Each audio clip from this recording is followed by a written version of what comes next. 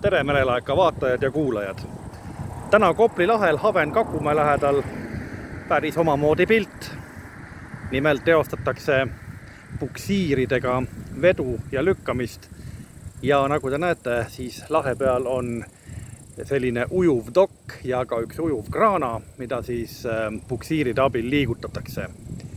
Ei ole just igapäevane pilt, et selliseid töid näeme.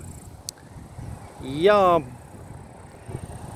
nagu siit näha on siis töös siitpoolt praegu näha 3 puksiiri siis ujuvdoki juures. Ujuvdokk on see keskmine suurkandiline asi, kus on 2 kraanat peal, ja ujuvkraana on siis natukene kõrval, natukene temast tagapool. See, mis te seal näete, see on siis ujuvkraana ja seal on ka näha üks puksiir, mis siis teda edasi veab. Ja tõenäoliselt liigutakse siis selle ujuvdokiga siis kusagile Kopli poolsaarele ja tõenäoliselt siis jääb see ujuvdokk kuhugi sinna. Aga selline oli siis praegu merelaeka video. Aitäh kuulamast, vaatamast, kohtume järgmine kord.